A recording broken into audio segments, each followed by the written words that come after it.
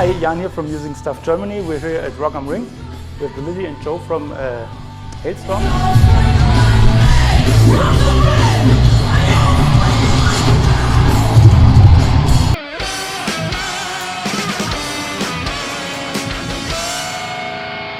We've heard you just landed some days ago in Europe. Yes. So do you like the festival season here? Absolutely. It's like some of the best. June is one of the best months in music in the world in Europe. It's awesome. Yeah. So can you describe what are the differences between like European festivals and shows in the US? It's funny, you were talking about this the other day. If rock show was a verb, you guys know how to rock show, and it's not better or worse. It's just much different. Like when we're in the States, you kind of have to, people want to be told what to do. So with every song, like this is the one where we clap. This is where we sing. Where in Europe, I don't have to say anything. You just know what to do. Yeah, it's great. People here come to rock shows to get involved and participate. It's awesome. Yeah. So you would say you act different on stage? Yeah. The crowd I think puts out a little bit more energy, so you get a little bit better feedback and you go a little crazier. Yeah, you lose your mind a little more. Is it easy to get because the stage here is a little bit bigger and the crowd is at a more distance? Is it easy to get connected to them, or do you have to fight sometimes to get the energy going? I don't think so. I think that what I like most about being on stage is that connection with people and the eye contact. And when you can look 6 rows and 10 rows out and look at someone in the face, and then they know that you're looking at them and they freak out, that's just the best thing in the world. So I don't know if it's necessarily, we don't really have a difficulty connecting. I think we just get very excited, and so these songs will be a little faster, and maybe I will sing a little louder, because we're only 4 people putting out our energy, but then you're getting all of these people and their energy back, so it affects you in a very positive way. It's all fun. Yeah. So when you play faster, you don't use a click on stage? No, we don't use a click. No backing tracks. No, it's just the 4 of us. We plug in our instruments. I know, it's crazy. We real plug tube in amplifiers too. Real amplifiers, real tube amplifiers. We plug in and we turn it up, and we very play. loud on stage. Yeah. That's one thing I miss. I'm starting to realize that I'm missing it, especially like club rock shows. You see bands with the digital amps, and I have a Kemper at home, and it's awesome. But when there's no stage volume, when rock guitar is not blasting off the stage along with the loud drums, it's kind of a different experience. You got to kind of go back further in the room to look for a place to actually listen. You can't get as involved. And I know sometimes in smaller clubs you're like in the first 3 rows and you're just hearing like drums, and it's very strange. It's weird. So everybody in the audience needs headphones. Yeah. So you have a studio mix. Yeah. We have an actual sound guy. That's not a rock show. That you got to go up there and be loud and play loud and whatever. That's what we like. Yeah. And each their own. And it's fun too, because during our set, there are a couple moments in our set where we will choose to just kind of, maybe we don't end the song right away, and maybe we jam and see where it's going to end. And to me, that's magical, because we all, as people, have to listen to each other, and we have to ride the same wave as a band. And then when you catch that wave with the audience, and you make a moment that will never happen again, just it's unique to this day. Improvised melodic expression. It's a beautiful thing, and so it would get boring if we were just dancing around to tracks and all that. So. And sadly, on a festival show, you mostly have to like select only some of your songs. So what are difficult. what are your festival favorites from yourself? This year at festivals, we're doing it as weird as we can, and just to do something different than everybody else. Like we're starting with a drum solo, and in Europe, it's not like radio singles like in America. We have radio singles that blast out all the time, and here it's just, I think it's more about the vibe and the energy of the song is more important than if it was a single.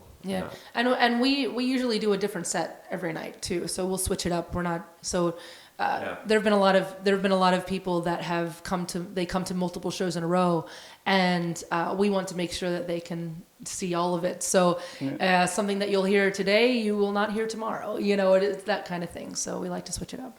Does that also keep it fresh for you? Oh yeah, so you don't have absolutely. like the same 15 songs. We've done that before. We've picked here's our power set, and we do that same set every single night. And after like 5 nights of playing the same set, you're like, it's old. Yeah. We're like, we can't do this. We all start getting bored. Let's do another one. It's too easy. You have to write more difficult songs, so it's not so easy for Joe, you write more to difficult. play. It's my fault. It's all your fault. Go Yngwie all the way.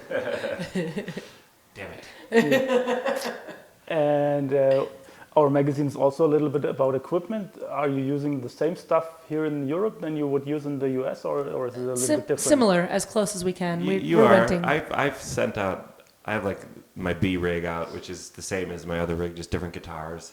A really great Les Paul with the Bigsby, like the Jimmy Page buckers and the Page setups. You can, like at home I'll have a Telly and a Strat, and I travel with like 14 or 15 guitars at home, and here I think today I have like four, yeah, or 5 maybe, but that's just what I have some in storage over here and what I flew over. And I have like I have a Manson in the U.S. and here too, those are fun guitars. It's just a fun way to play guitar when you got all kinds of tricks in your right hand. But I don't know. Yeah, the people at Marshall and at Gibson have been really good to me. So they made me some doubles that I just kind of flew over here, and we keep here, and so I don't have to do that. But yeah, it's funny. I have my this guitar in the back here, and it's so pretty and white, and the one I have at home is very beat up.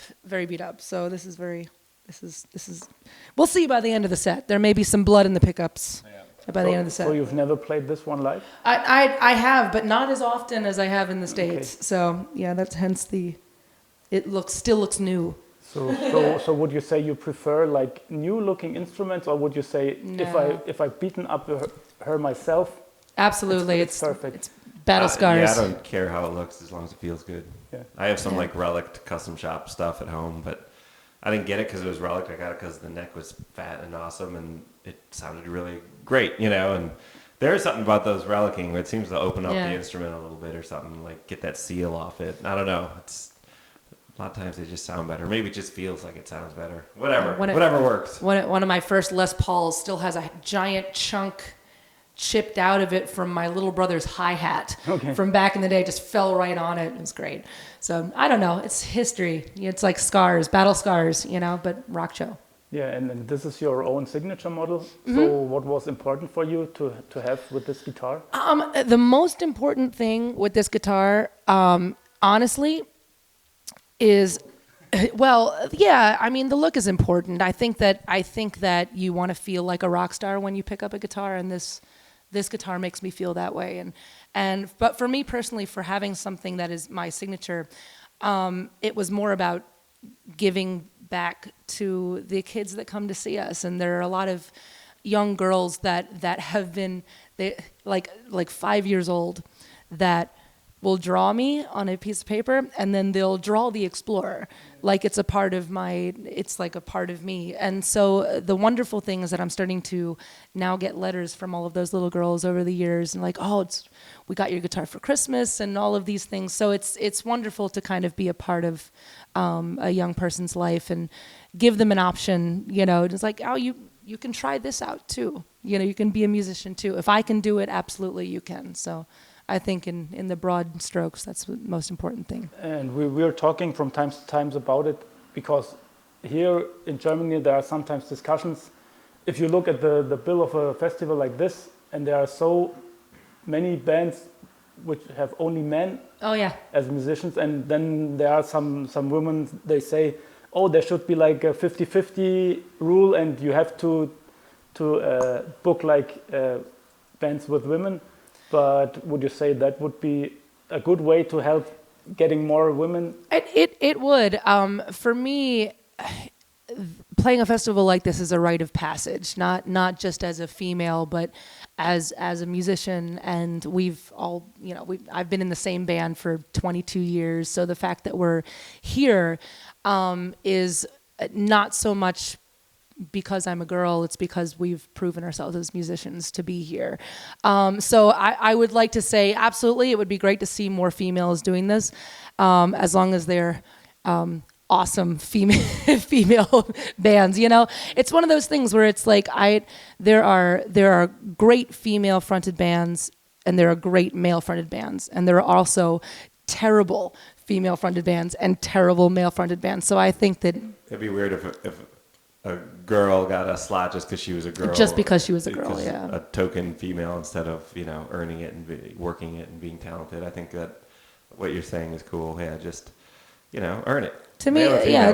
Just be good. I don't, yeah, and I don't think, obviously there shouldn't be any discrimination because you're a female or male. I think, do you rock or do you not? Yeah. So yeah, absolutely. It's weird. The first interview I had today, she's like, "Oh, you're a girl." Okay. I'm like, yes, I am. But when you're on bills like this all the time, you kind of tend to forget too. And so all of a sudden somebody mentions it, like, "Oh yeah, I'm the one up there." And sometimes it seems when there are women in bands, it's mostly as a singer or maybe as a bass player. Do you think there still are some feelings in girls? They think that guitar or drums is not the right thing for them because they are exposing themselves and they should be I think it's more what we're encouraged and discouraged to do. I think that girls in general are accepted more if they're just a singer or if they're a bass player and or roadie.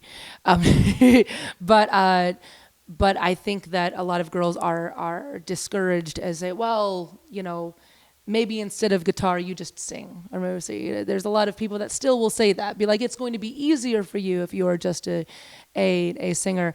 For me, I've always been a singer first, but by playing an instrument, I think it gives me something to work toward. It keeps me out of this, it keeps me out of the big head lead singer thing. And it also, to me, it makes me stand out, and it gives me this power that I don't think I would have if I was just a singer. So for me, it's a personal choice, but a lot of girls nowadays, you have to kind of carve out that own path for yourself. You can't wait for someone to tell you it's okay to play guitar. You have to just be like, I'm going to do it no matter what, whether people like it or not, just pick it up and do it. If I can make noise, so can you. And when it comes to carving your path, what's in the future for Halestorm? What are your plans for the next month? Touring a lot. We're touring till the end of the year, pretty much. We're booked up, and we'll be back here in Germany doing a headline show in November, and we go out with Alice Cooper in the States right after this month. And it's Alice Cooper. It's the festivals, Alice Cooper tour, and then headline over here in Japan, Australia, and I think Malaysia, and we go home. Maybe make a new record. I don't know. Who knows? Awesome. And there's still some dreams in your career where you would think we would love to tour with, or we would love to play at the North Pole, or absolutely on the moon. We learned a few years ago that you never really run out of dreams, and it just keeps growing and going. Whatever. We're still growing. We've been growing ever since we're just kids and coming up, and it's a nice slow path. I like our trajectory, and you don't even realize you're growing, and you look back 2 years ago, you're like, oh wow, we've come a long way. Cool. You think when you're a teenager, will you ever get in a tour bus? And then all of a sudden, now we're in a tour bus, and will you ever get to Rock 'em Ring? Now we're at Rock 'em Ring, and will you ever get a bus where the crew isn't there because they have their own bus? Yeah, that's great. Now we just need a Halestorm jet, and maybe go on tour with the Foo Fighters. Let's go, boys. And in the Darkness, that would be cool. That would be a great tour. I would like to go on tour with those guys. Yeah. Maybe when Iron Maiden retire, they will sell their jet, and then You can just See, there you go. Maybe See, you can fly us. we'll get hand-me-down jets. Yes, Yeah. we'll take somebody else's jet. Yeah, Bruce That's will fine. be the pilot. Yeah. No problem. Because when there's no Iron Maiden, he has time. That's true. What, Ed Force One? Yeah. Ed Force One. Hail Force One. Hale for Yeah, Hale hey. Force One. See, we already got the name, guys. Come on. Okay. Just Perfect. take the sticker off. So yeah, thank you very much for your time and enjoy the show Oh, thank you. and the rest Thank of the you. festivals here in Europe. Appreciate it, man. Yeah, thank Yeah. you. Music and stuff. Yeah. So thank Cheers. you. Bye. Bye-bye.